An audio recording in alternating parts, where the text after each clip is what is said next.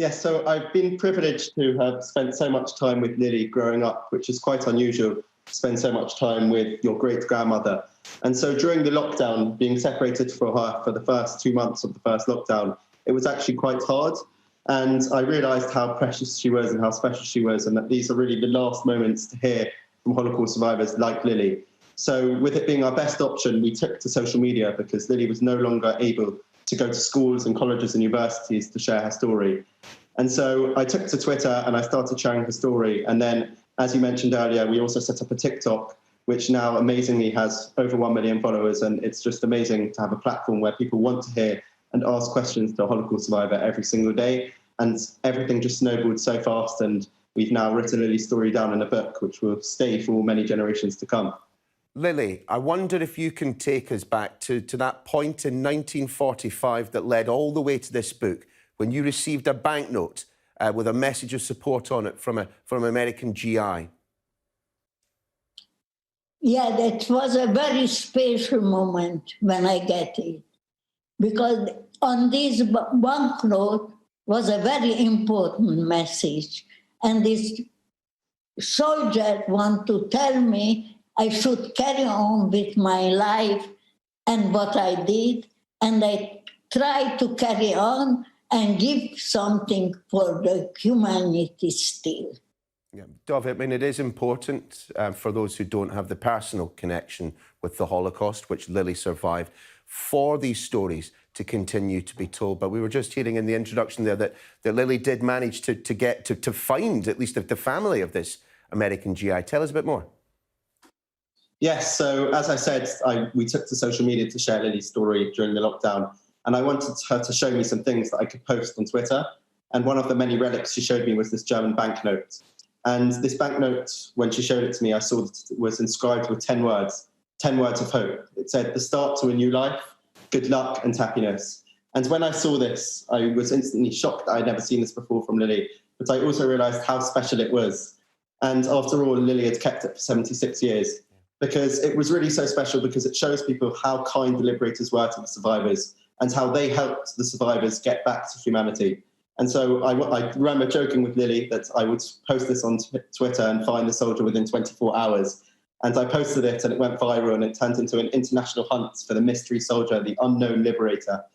And we managed to find him within 8 hours, and it was just an absolutely incredible moment. And I think it shows people that there is a good side of Twitter, and rightly so, and social media. And rightly so, we're always taught of the dangers of social media, and hate can spread so easily. But we also have to know that there is a positive side, and you can use it for good to share education and to share survivor testimony and stories.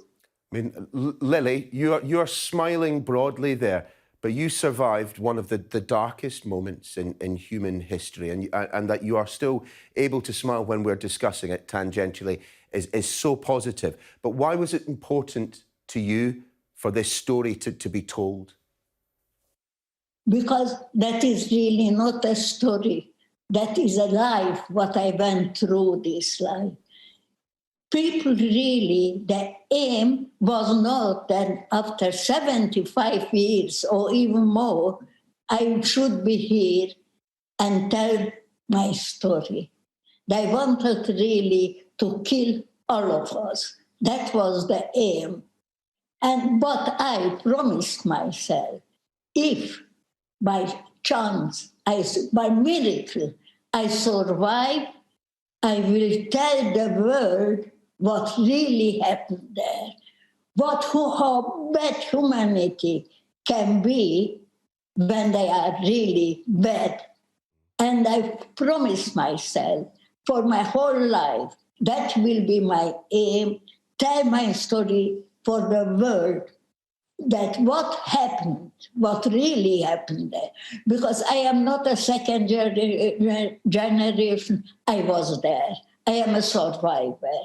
I survived the world's brutality in human history. What really should not happen and normally could not happen. And I am here and I promise, and I keep my promise. I tell the world and I am doing it. I have one aim, one aim, the world should know that we should be really tolerant with each other, that nobody is superior to somebody else. And we will know that, the simple thing, and be nice to each other. And instead killing, the world will be a much nicer place to be in. What a lovely sentiment from your great-grandmother there, Dov. And I have to say, from personal experience, taking these kind of first-hand accounts and putting them down and saving these stories for generations to come is incredibly important. My great-uncle left Germany, fled Germany in the 30s, managed to get all his way to Scotland. I only discovered a recording of an interview that he had given to a museum talking about, he died a good few years ago. I only discovered a recording of his memories of that time a few weeks ago, and just listening to those stories with a personal connection, and even without a personal connection, keeps the story of what happened to you, Lily, and many, many others alive.